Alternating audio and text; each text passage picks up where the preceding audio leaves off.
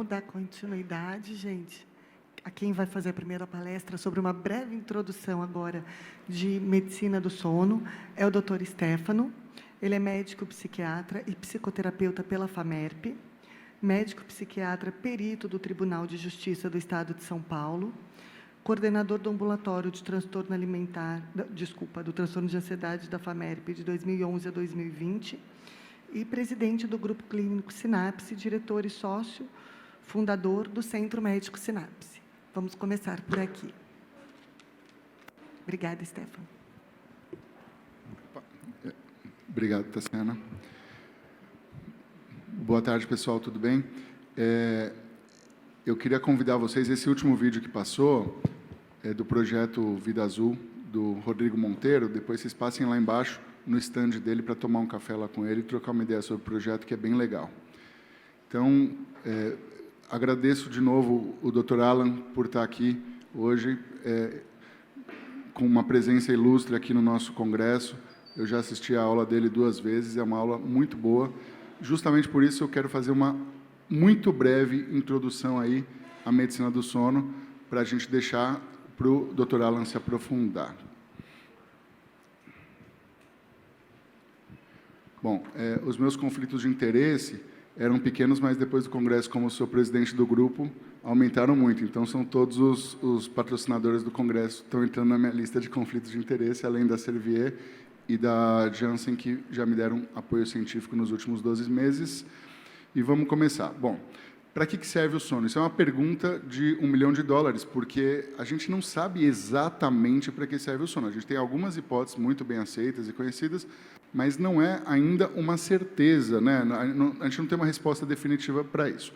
Então, algumas das hipóteses aí que a gente já entende bem são a recuperação daquela energia gasta durante o dia. Eu vou ser bem superficial, porque a ideia é realmente dar só uma introdução, né? É a manutenção do equilíbrio do organismo, dos mecanismos de homeostase, regulação das substâncias químicas. A gente tem uma série de resquícios do metabolismo que parece que são depurados aí durante o sono, consolidação da memória, isso parece ser bem importante, vários estudos mostram que a privação, em especial do sono REM, acaba piorando bastante a fixação da memória de curto para médio e longo prazo, e regulação da temperatura do corpo são só alguns dos mecanismos que a gente conhece aí que são a função do sono, mas a gente entende bem a necessidade do sono, porque todo mundo percebe o quanto precisa do sono. Isso varia de pessoa para pessoa, lógico, né? Então, a gente sabe que aí umas 7 horas e meia de sono por noite é a média de sono de um adulto em geral. Só que tem uma variação grande, né? Então, a gente tem os dormidores curtos, que vão dormir 4 horas, 4 horas e meia. Eu tenho uma amiga de turma da residência que ela dormia só 4 horas por noite e ela tinha a chave da academia, porque ela ia fazer academia às 4h30 da manhã e a academia não abria esse horário, então ela ia fazer academia, ia embora, fechava a academia, aí depois que o pessoal ia abrir a academia. Então, ela era uma dormidora curta e a gente morria de inveja dela, porque o dia dela durava mais e ela ficava bem com isso. Então, essa era a necessidade de sono dela, ela não estava doente com isso, né? Assim como a gente tem outras pessoas que vão precisar dormir mais, na média, e aí no outro polo aí dessa curva de Gauss estão os dormidores longos, né? Mas a maioria está aí mais ou menos nas 7 horas e meia. Aquela ideia de que a gente precisa de 8 horas de sono por dia, na verdade, isso é uma média, mas isso varia realmente de pessoa para pessoa. E aí, quando a gente tem a privação de sono, que a gente entende para que realmente o sono serve. Então, fizeram lá um torneio uma vez lá nos Estados Unidos, e o menino, coitado, ficou lá 11 dias sem dormir. Esse é o recorde mundial, que ficou por um bom tempo no Guinness Book. Agora, eles não usam mais esse tipo de recorde no Guinness Book, porque é perigoso, né? Qualquer coisa que coloque a pessoa em risco, eles não usam mais fazer esse tipo de teste. E, justamente, é perigoso ficar todo esse tempo sem dormir. A gente tem uma série de pacientes aí que já teve surto psicótico porque ficou em privação de sono. A gente sabe o quanto de risco isso gera. Então, aí, algumas coisas que acontecem quando a gente está com privação de sono. Nas funções cognitivas, isso é muito claro. A gente diminui a concentração, diminui a atenção, né? A gente não consegue gravar as coisas. Parece que a gente aprende uma coisa e, logo em seguida, não lembra mais. Tanto pela flutuação da atenção, mas também pelos mecanismos de gravação dessa memória que acontecem durante a noite, principalmente no sono REM. Depois também a gente tem os aspectos fisiológicos do corpo. A gente sabe, tem um estudo do pessoal lá da Escola Paulista, em associação com o pessoal do Instituto do Sono, em São Paulo, mostrando que quando a gente tem privação de sono durante a noite, o nosso apetite aumenta durante o dia para coisas de pior qualidade. A gente come coisa mais gordurosa e mais doce durante o dia. Não sei se vocês já repararam isso, mas para mim é muito verdade. Se eu dormir pouco à noite, eu tendo a comer mais besteira do que se dormir melhor. Então, a gente pode engordar se a gente dorme pouco. A gente tem uma diminuição da imunidade. Tem outro estudo bem legal desse grupo também, lá de São Paulo, mostrando a soroconversão de vacinas com privação de sono. Então, o que eles estavam fazendo? Eles deram a vacina em um monte de gente lá, dividiram em dois grupos, casa e controle. No grupo que não dormiu na noite em seguida a aplicação da vacina, a soroconversão foi menor. Então, a gente tem uma coisa importante ali na fisiologia em relação à imunidade.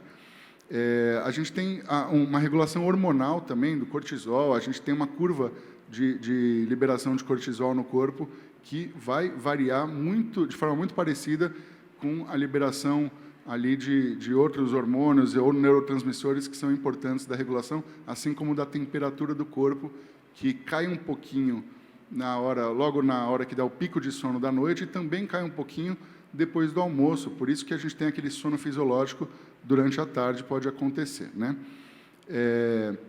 As alterações da qualidade de vida e da saúde mental, para a gente, já são muito claras. O paciente ele fica mais ansioso, mais estressado, ele tende a ter mais sintomas físicos da ansiedade, tem mais taquicardia, tem mais dores, muda toda a sensação, a forma como a gente sente as coisas muda muito conforme a privação de sono. Além, óbvio, da sonolência diurna, que acaba atrapalhando fazer tudo. Disfunção sexual também está bem presente quando tem privação de sono.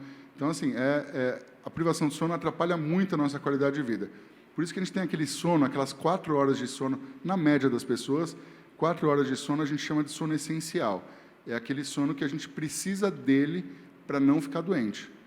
E aí depois depois dessas 4 horas, a gente tem o que a gente chama de sono acessório, que é aquele que provoca a qualidade de vida. Então, a gente consegue sobreviver com 4 horas, mas para se sentir bem mesmo, a gente precisa de algumas horas a mais do que o sono essencial. E a gente sabe também que tem muito risco quando a gente tem privação de sono. Aumenta muito o índice de acidentes. Tem um estudo brasileiro mostrando que aqui no Brasil, de 20% a 40% dos acidentes de trânsito, de alguma forma, tem privação de sono envolvida. Que seja a síndrome de apneia obstrutiva do sono do motorista de caminhão ou da pessoa que estava voltando da balada. Claro, tem álcool também, tem outros fatores, mas a privação de sono parece ter um aumento bem significativo do risco, e isso é no mundo inteiro. No Brasil, esse estudo dá de 20% a 40%, em alguns lugares do mundo de 10% a 30%, 10% a 20%, mas sempre de forma bem significativa.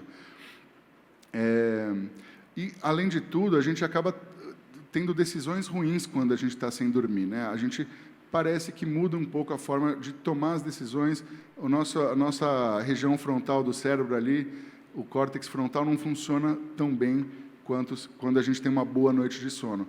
Inclusive, quando a gente está muito estressado, está com um problema muito sério, parece que se a gente dormir bem, no outro dia o problema fica menor. E a gente tem também os cronotipos, né? O que são esses cronotipos? É o horário que a pessoa precisa daquele sono. Tem tanto aquela questão da duração, quanto de sono aquela pessoa precisa nas 24 horas, mas também a forma como ela distribui esse sono. Quando a gente é bebê, a gente tem um sono polifásico. Dorme, acorda, dorme, acorda, dorme, acorda, várias vezes ao longo dos primeiros meses de vida, nas 24 horas do dia. E aí, conforme a gente vai crescendo, esse sono vai começando a diminuir as fases, até que, na maior parte das pessoas, na vida adulta, fica um sono de uma fase só, que acontece durante a noite, ou quem consegue dar um cochilo depois do almoço, ficam 2 fases, uma mais comprida e uma mais curta, né? Só que a gente tem várias formas de sono aí, vamos ver se... hoje está funcionando aqui o pointer. Ele é meio diferente, mas dá certo. Então, a gente tem várias formas... já perdi, já. Tem que fazer um curso para operar esse laser aqui. Como é que é? Na TV. Peraí, deixa eu trocar de mão aqui. Pronto. Vamos ver. Acho que tem alguma calibragem que tem que fazer, não sei. Está aparecendo aí? Tá, mais ou menos, né? Então, você vê que tem desde das pessoas que são mais matinais, que vão acordando muito mais cedo, vão dormir muito mais cedo do que a média de todo mundo, até as pessoas que são mais noturnas. E a maior parte das pessoas está lá no que está considerado normal, aí está no verde, né? Elas dormem ali no horário que é o esperado, ali das 11 às 7, mais ou menos, e está bom. Só que tem pessoas que vão dormir muito tarde e tendem a acordar mais tarde, pessoas que vão dormir muito mais cedo que as outras e tendem a acordar mais cedo, e isso não necessariamente é patológico. Só que para essas pessoas se encaixarem no horário comercial, acaba, às vezes, gerando uma série de conflitos, né? Porque se o mundo funciona das 8 às 5 e aquela pessoa, vamos supor que ela vai dormir às 5 da manhã e acorda meio-dia, essa pessoa ela vai ter uma dificuldade de se encaixar nesse mundo. Mas é claro que isso provavelmente tem uma função evolutiva, né? Já pensou se nas cavernas lá todo mundo dormisse ao mesmo tempo, aí a tribo vizinha ia lá, invadia e pegava todo mundo dormindo. Então, tem alguma função. Esse tipo de padrão de sono também pode ser útil evolutivamente. Na nossa vida, aqui na sociedade mais moderna, a gente vê funções para isso também, né? Tem gente que trabalha durante a noite, tem gente que faz plantões e por aí vai. A gente percebe também, até no dia a dia do consultório, que as pessoas que trabalham em turnos, elas acabam tendo mais dificuldade para conciliar o sono ao longo do tempo. Depois de muitos anos trabalhando em turnos, aqueles tipos de plantão 12 por 36 e tudo, dá aquela bagunça na cabeça, né? O nosso relógio biológico ali começa a marcar diferente. Então, isso pode atrapalhar um pouquinho nessa questão do cronotipo. Muito bem. Aí, depois, em relação aos estágios de sono, né? Antigamente, até alguns anos atrás, se considerava que a gente tinha, além do sono REM e não REM, né? Dentro do sono não REM, a gente tinha 4 estágios. Não sei se vocês lembram, S1, S2, S3, S4. Hoje, juntaram 2 fases ali, ficou N1, N2 e N3, né? Então, o que é o sono REM e o não REM? O REM significa Rapid Eye Movement, quer dizer, o movimento rápido dos olhos. Então, nessa fase, que a gente chama de fase REM, se a gente olhar a pessoa que está dormindo, lá embaixo da pálpebra, a gente vê os olhos mexendo. Então, essa fase caracteriza aquela fase que a maior parte dos estudos do sono é relacionada à fase REM, porque percebe-se que ela tem muita importância aí em relação à memória, à imunidade, entre outras coisas.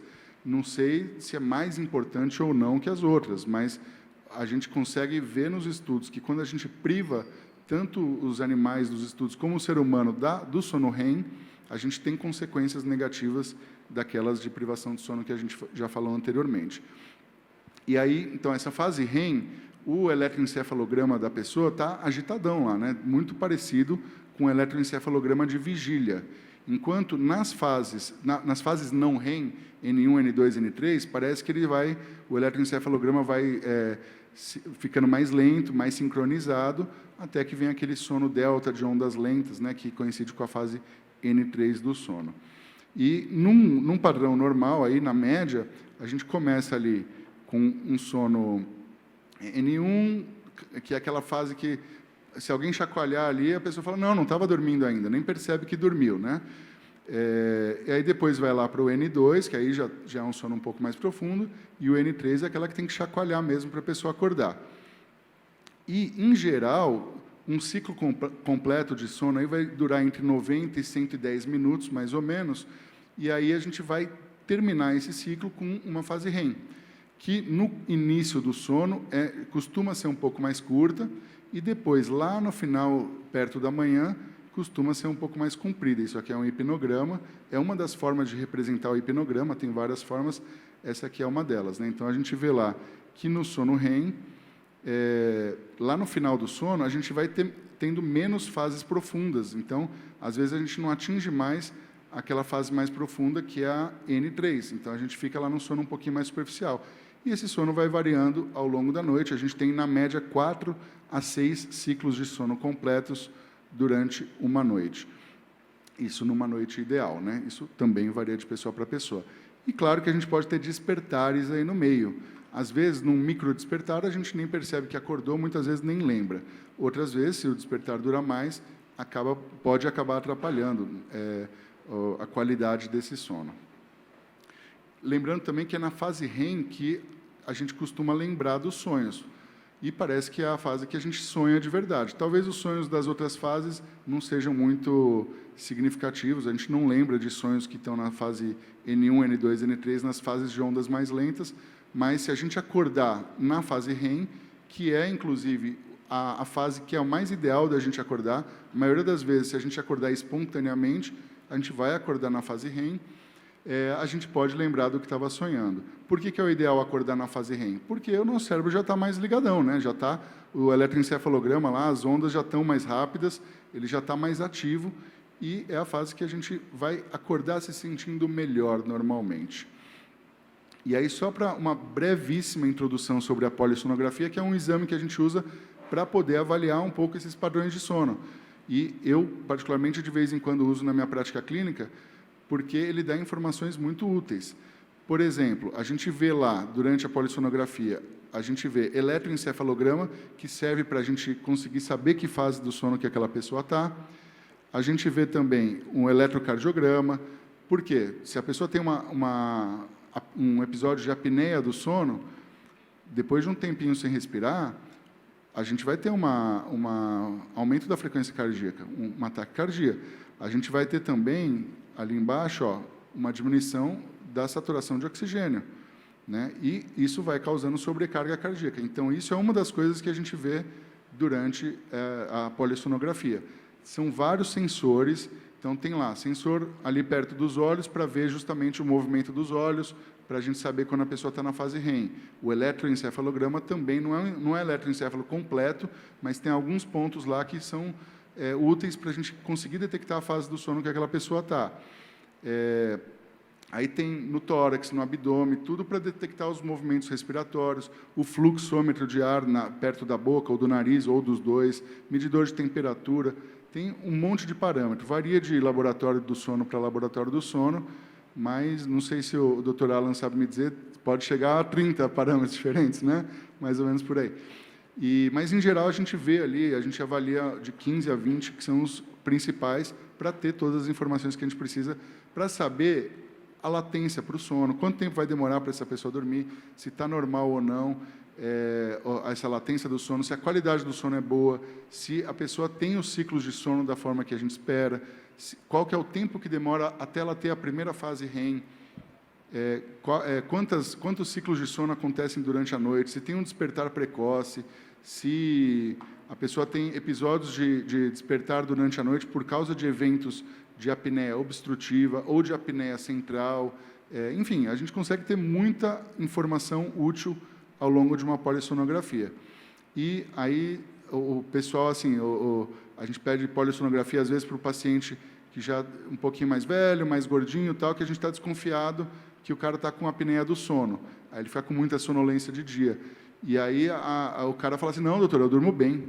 Qualquer lugar que eu encosto, eu já durmo na hora. Mas isso é justamente porque a pessoa está com privação de sono. Então, esse negócio de encostar num lugar e dormir significa privação de sono, porque isso não é o que deve acontecer normalmente. Da mesma forma que, assim, não, eu encosto aqui, se eu cochilar aqui na mesa, eu já começo a sonhar. Quer dizer, essa latência muito diminuída também para o sono REM também pode significar alguma alteração do sono, principalmente a privação de sono. Deixa eu voltar aqui. Isso aqui era só a foto, na verdade. Aqui é um exemplo prático de como que aparece uma polissonografia. Tem várias formas diferentes, tem vários aparelhos diferentes, mais ou menos isso que a gente vê. Às vezes tem mais linhas, às vezes tem menos linhas, mas é aí que a gente consegue avaliar e entender que fase do sono a pessoa está. Isso é um pedacinho do sono dessa pessoa. Claro que a gente vai avaliar pedaço por pedaço para saber a fase, a gente vai avaliar a duração de cada fase, quantos episódios de algum tipo de alteração teve ao longo da noite.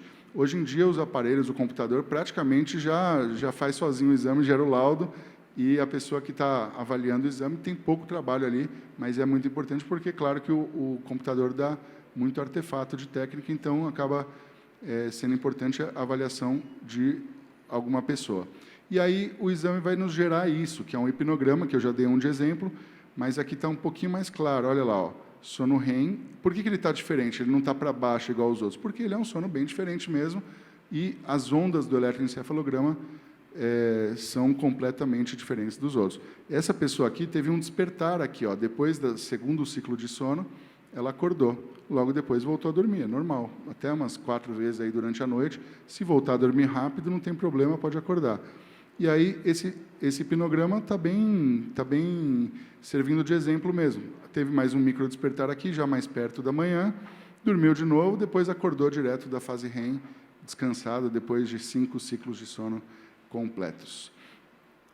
Essa breve introdução que eu queria falar, agora eu tenho a honra de chamar o Dr. Alan, aliás, eu não, a doutora Tassiana. Obrigado, Tassiana.